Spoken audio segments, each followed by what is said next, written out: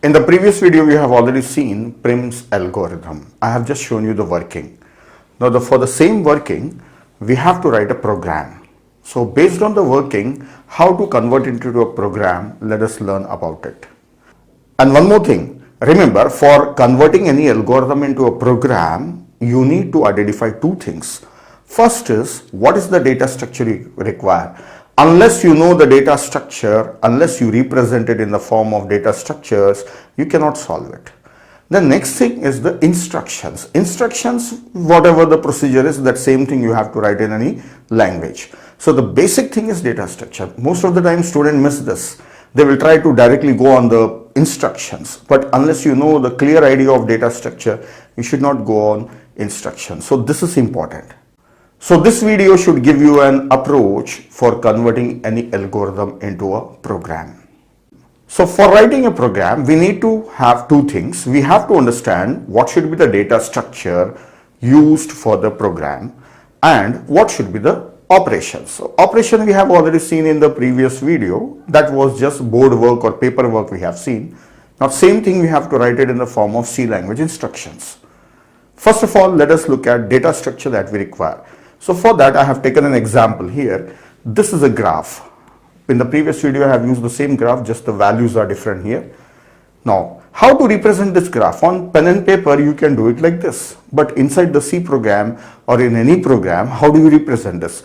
So a graph is represented as a two-dimensional array like a matrix. So this is a two-dimensional array, that is adjacency matrix for this graph. If you observe, as it is non-directed graph, I have taken the edges 1 to 6 as well as 6 to 1. Both I have taken and its value is 5. So if you observe here, 1 to 6 it is 5 as well as 6 to 1 also it is 5. So likewise, I have filled all those values. This is ready. So we need a two-dimensional array, that is adjacency matrix, that is having the cost of the edges. So let us call that matrix as a cost adjacency matrix. And one more thing up to observe here is, I have vertices 1, 2, 3, 4, 5, 6, 7. So I have the vertices starting from 1 ending at 7, but arrays in C, C++ or in any language, they start from 0 onwards. So I want from 1 only. So I have taken the size of this is 8 by 8. So 0 to 7 and 0 to 7. This 0th row and 0th column, I am not using it. And one last thing to observe. Wherever there is no edge, I have marked it with a hyphen, that is dashes. I have marked the hyphen there. That means infinity. That means infinity. If you are filling an array in a program, then put some maximum value there. If this is integer type array, then put their maximum integer value. Alright, so those dashes are maximum integer value. I cannot fill them, it looks very congested. So to make it easily readable, I have just written the values. Now next thing that we need is, whatever the spanning tree that we are getting, we have to select the edges and we have to store that spanning tree. So for that, I have taken a two-dimensional array with 2 rows and 6 columns, and I am calling it as T. So here I will be storing spanning tree. So if you remember, in the previous video we saw that in Prim's algorithm we first select the minimum cost edge, that is 1, 6. So here I will be writing 1, 6. Here I will be writing 1, 6. Next edge, if you remember, we have taken this 6, 5. So I will be writing 6, 5 here, 5, 6, whatever it comes here. So in this way, I will fill up this with edges. So edges will have 2 vertices. So for that, I have taken 2 rows. And in a spanning tree, we will have 6 edges. So I have taken the size as 6. Next, we have one more data structure, that is an array called near. What is the use? I will show you. Now next thing, I will first demonstrate the working of Prim's algorithm within these data structures. I will use these data structures. I will fill them by following the procedures we learned in the previous video. Then I will write it as a C program. So first let us see how we can use these data structures and work. Let us run Prim's algorithm. See, Prim says that first of all you find out the minimum cost edge, select that edge. So which is the minimum cost edge out of all these? 5, and it is 1, 6. First step, that is initial step of Prim's. Select that one, 1, 6. I will select 1, 6. So where I should store that 1, 6? Here. But before that, how do you find the minimum one? Where do you check and find out the minimum one? This is on paper. For the same thing, this is there in the memory, in the data structure. So from this you have to find out minimum. So you can check all that matrix, entire matrix, and find out the minimum. So if you check all these values, the minimum value is 5. And it is here also. So but if you observe, this is having duplicated values. 5 is 2 times, 25 is 2 times. So do you have to check the entire matrix? No. If you check only the lower triangular or the upper triangular, that will be sufficient. So you can check any portion. So check any part of it, either lower triangular part or upper triangular part, and find out the minimum. So if you look at this one from the middle, if I take a diagonal, upper diagonal part, this is upper triangular part, from this minimum is 1,6. This is better, 1,6. So find out the minimum one. That is initial step. So for this you can write on the code. You can write 2 for loops for finding the minimum from upper triangular part, that is 1,6, and write down that 1,6 here. 1 and 6. So this is the first initial edge that we are going to select, that is of minimum cost. Now next thing what Prim says that you have to select any other edge or vertex that is connected and minimum. Connected and minimum. If you take minimum, the next minimum is 8. But we don't take this one in Prims. We select the one which is connected. Means it should be connected to the selected one. So what we have selected so far, 1 and 6. So it should be connected to 1 or it should be connected to 6. So I should select the minimum one. So who is connected to 6? 5. Who is connected to 1? Only 2. So out of this we have to select minimum. Right? So now we need to know who is connected and who is minimum. So for that I have taken this near array. I will explain about this one. See, initially near array is having all infinity. First of all, you should fill this with infinity. I did not kept it ready. Now I am showing you this should be infinity. And the size of the array I have taken as 8, that 0 to 7, because I need 1 to 7 only, because I have 7 vertices. Now as I have selected 1,6, mark this as 1, 0 and 6 also as 0. Because we have already included them. This 0 shows that this is there in the solution now, because we are getting a solution here, spanning tree here. Then what is the use of this near array? What we will do now is, after taking this 1,6, what we should do now is find out all other vertices, whether they are near to 1 or near to 6. This is initial only, right? We are in the still initial part. Check whether they are nearer to 1 or nearer to 6. Take 1. Oh, this is 0. This we don't have to take. So take 2. Next one. 2. Is it nearer to 1 or nearer to 6? Nearer to whom? See, near to 1, the cost is 25. Nearer to 6, the cost is infinity. There is no edge. So if you check here, 2 to 1, 25. 2 to 6, infinity. So which is minimum? 25 is minimum. So 2 is nearer to 1. So in near array, mark it as 1. This is what we do. This means that vertex 2 is nearer to 1. Then next, vertex 3. So where to check? Here only. 3 to 1, infinity. 3 to 6, infinity. They are equal only. Both are infinity, infinity. So you can write any one. So I will take the second one. That is 6, because we are checking 1 and 6. So here I write 6. Then 4. 4 to 1. 4 to 6, both are infinity, so write 6. Then 5 to 1, 5 to 6, this is 20. So this is infinity, this is 20, 5 is nearer to 6, so write 6 here. Then 7, 7 to 1, 7 to 6, both are infinity, so write 6 here. So this shows that rest of the vertices are either nearer to 1 or nearer to 6. This is what we have to do it initially. Now the repeating steps will start. Till now, we were doing initial work. So if we look at it quickly, first of all, first step what I did is from this I found a minimum and I have taken that edge here, 1,6. Then I have updated this near array and I found the rest of the vertices are nearer to 1 or nearer to 6. Now the repeating steps. Now what I am doing now, whatever I am starting now, will be going on repeating. Same thing I will be doing again and again. So observe this. Now first step in this one is from this find out minimum. What minimum? 2 to 1, 3 to 6, 4 to 6, 5 to 6, 7 to 6. 2 to 1, 3 to 6, 4 to 6, 5 to 6, 7 to 6, which is minimum. Because we have to take other vertex that is connected to these only, 1 and 6 only. So this and this, we have only two connected, that is 25 and 5. 5 to 6 or 6 to 5, that is 20. So where to find out this one? See, this one, index, right? Index 2 comma 1. So here check 2 comma 1, 25. 3 comma 6, 3 comma 6, infinity. 4 comma 6, 4 comma infinity. 5 comma 6, 5 comma 20, 6 is 20.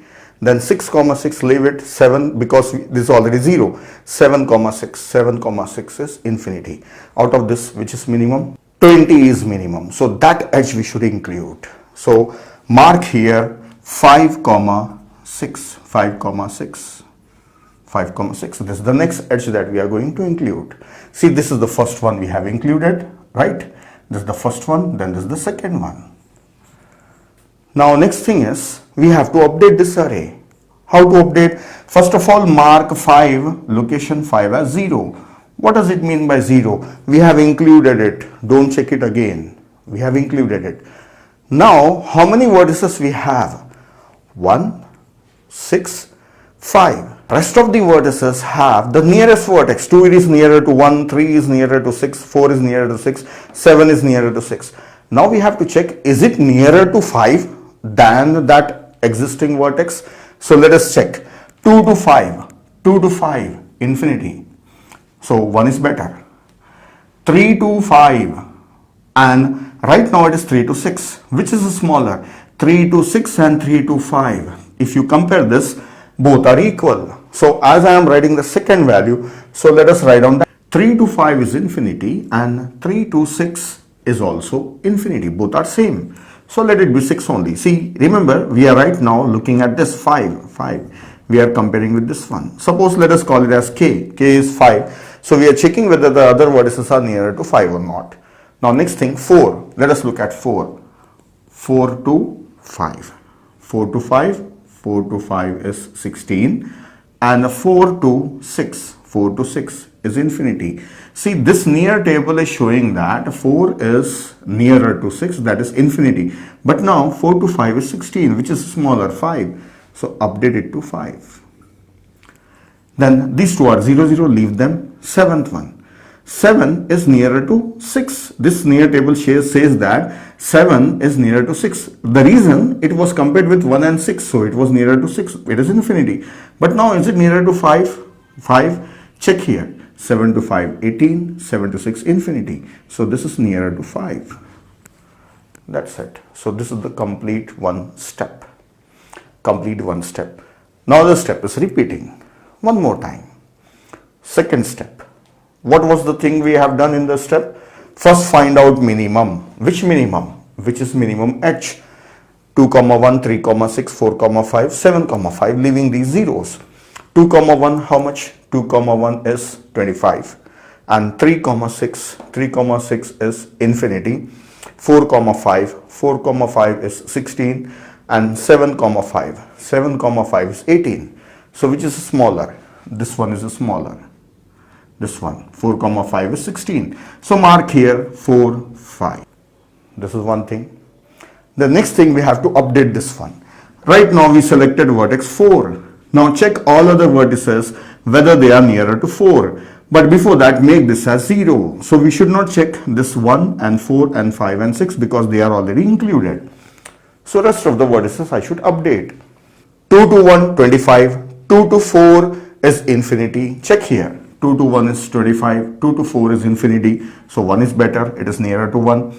Then 3 to 6 and 3 to 4. So 3 to 6 is infinity. 3 to 4 is 8. Oh, this is nearer. So update this one. Then 4, 5, 6, you leave them. 7. 7 to 5 and 7 to 4. 7 to 5 is 18. 7 to 4 is 14. So it's nearer to 4. Second step completed. Now I will do it quickly. Find out the minimum one. 2, 1 is 25 and 3, 4 is 8 and 7, 4 is 14. So 8 is smaller. Select this one. So that is 3, 4. mark here 3 comma 4, and this is 3, and make this as 0. Then check rest of the vertices. Who are there? 2 and 7. Are they nearer to 3 or that same thing is correct? So 2 to 1, 2 to 1, 25. Then 2 to 3, 2 to 3 is 12. Oh, this is nearer to 3. Mark it as 3. Then 7 to 4 and 7 to 3. 7 to 4 is 14 and 7 to 3 is infinity. So it's nearer to 4 only. That's better. Step is completed. Then next, find the minimum out of this. 2 to 3, 7 to 4. 2 to 3 is 12 and 7 to 4 is 14. So 12 is smaller. So 2 to 3 is selected. So this is 2 to 3, right? And the k value is now what? 2. We selected this and make it as 0. And update. Only one thing I have to update. 7 to 4 or 7 to 2. 7 to 4 is how much? 14, and 7 to 2. Oh, I missed this one. 7 to 2 or 2 to 7 is 10. I did not mark this. So 7 to 2 is 10. So this should be 10. And 2 to 7 is also 10. So 7 to 2. So 7 to 2 is 10 and 7 to 4 is 18, which is smaller. This one is smaller. Modify this one. Step is completed. Now again the step is repeating. Find out minimum. Only this is minimum. What is that? 2 to 7. 2 to 7 is included. Update and mark this as 0. Update this. Nothing will be updated because all of them are zeros. Your procedure ends because we have finished selecting all 6 edges. So what are edges? 1 to 6, this one. Then 5 to 6, this one. Then 4 to 5, this one. Then 3 to 4, this edge. Then 2 to 3, this edge. Then 2 to 7, this edge. If you look at the spanning tree, we got it like this: 1 to 6, then 6 to 5, and 5 to 4, that is 4 to 5, then 3 to 4, then 2 to 3, then 2 to 7. And this is 5 and 20 and 16, 8 and 12 and 10. This is the minimum cost spanning tree. This tree is showing about this one. So I have drawn the diagram for this one. So that's all about the working of the Prim's algorithm. Now I will write on the pieces of code that is required. I cannot write on the complete program here. It needs a lot of space.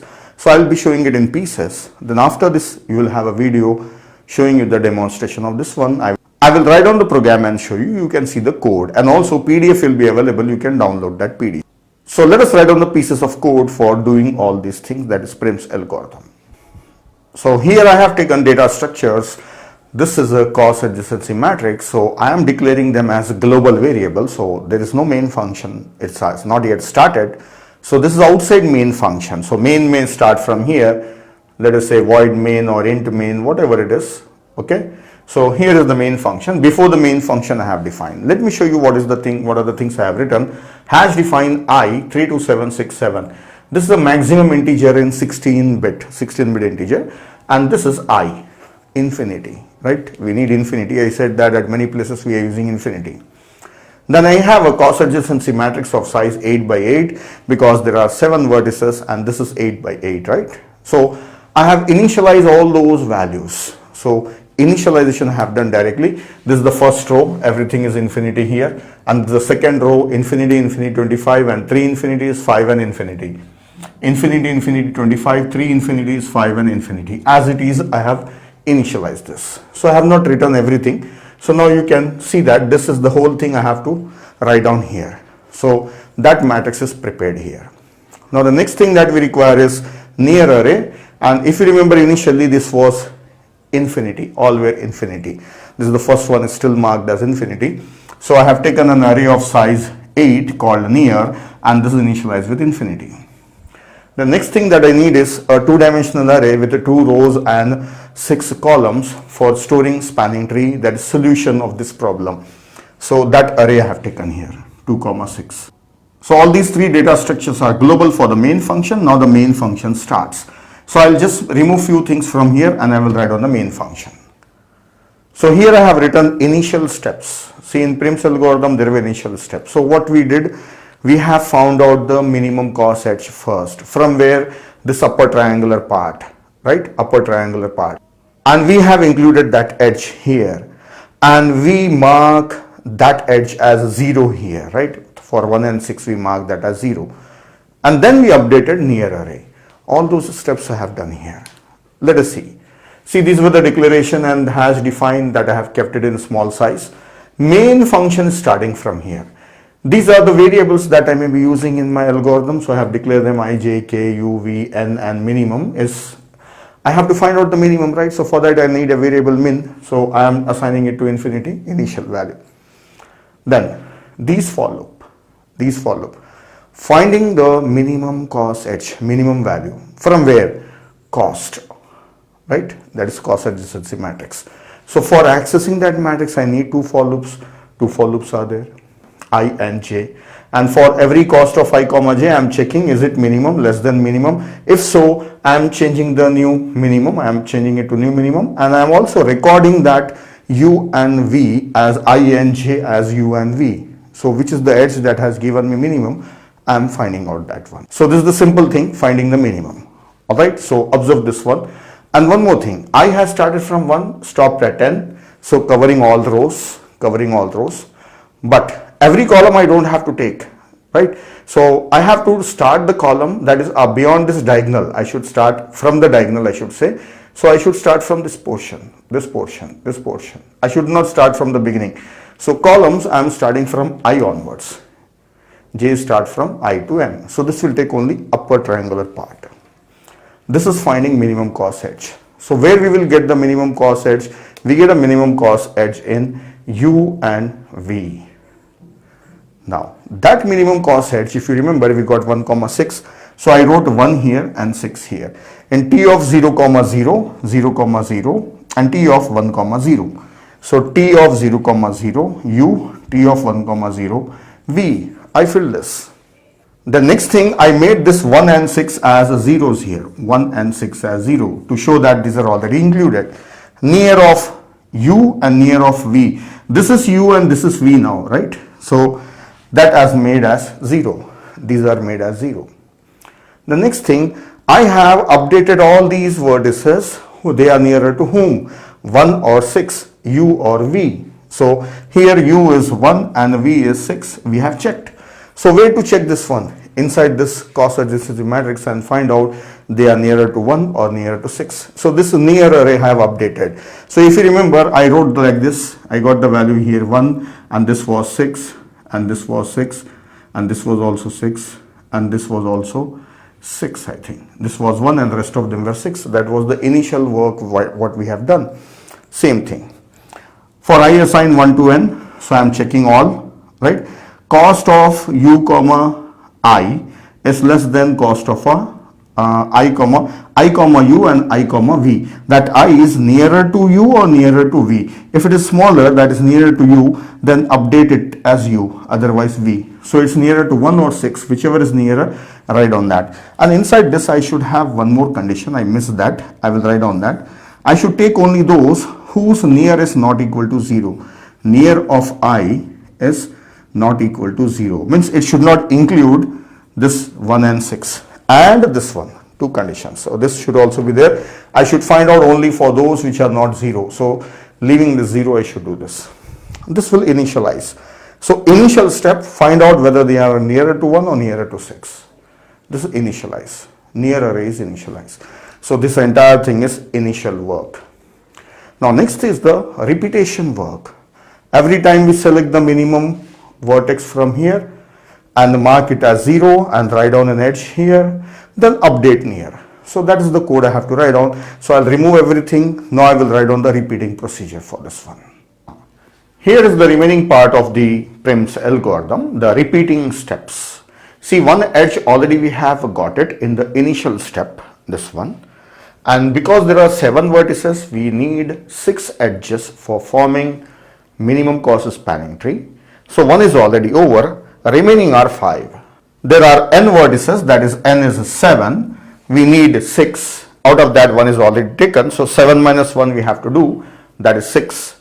So here is a loop, the outermost loop, this is the loop for finding out remaining edges up to n minus 1. 0th one already we have taken, so we have to start from 1 onwards. So this is starting from 1 onwards. So remaining edges, so from here to here. This is the complete task, the repeating steps. Now in repeating steps, what we were doing, finding the minimum of this. Minimum of what? 2 comma 1, 3 comma 6, 4 comma 6, 5 comma 6, 7 comma 6. Out of all these edges, whichever is smaller, that we were finding out. So for finding minimum, here is a loop. First of all, minimum is assigned, a variable minimum is assigned with infinity. Then for loop starts from 1 to n, from 1 to n. So this loop is taking variable j. So j is starting from index 1 onwards. This is starting from index 1 onwards. Now it will take only those which are not 0. So this is the condition, not 0.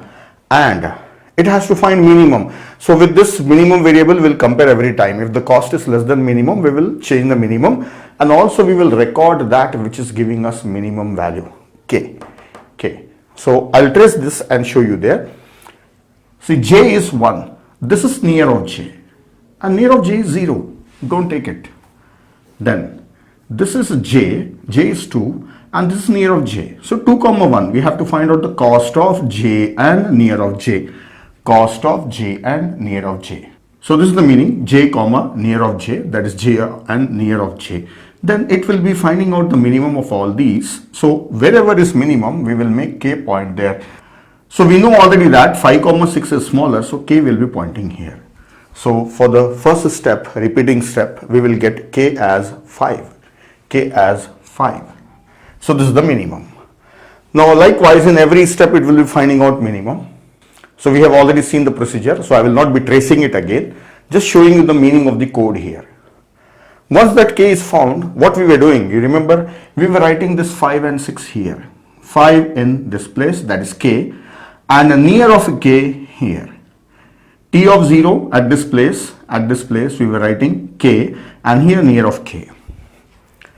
T of 0 comma I k, T of 1 comma I near of k. Then we were making this as 0, that is near of k as 0, near of k as 0. Then we were checking about other vertices whether they are nearer to k, and we were updating this near array. So this is updation of near array. As this loop is finished, again I am using j here, j and near of j, cost of j comma near of j, and cost of j comma k. Whichever is smaller, it will update that. If it is smaller, it will update k, otherwise it will leave it as it is. This updation of near array. So these are the steps that we were doing. We were finding the minimum one. This is the code for finding minimum, and we were setting this here and updating near array, updating near array. And at the end of the for loop, we will have the result. So just print this one. So I don't have space here, so I wrote print t, means we have to print this two-dimensional array. All the edges we have to print. So that's all. This is the code and this is the working of Prim's algorithm.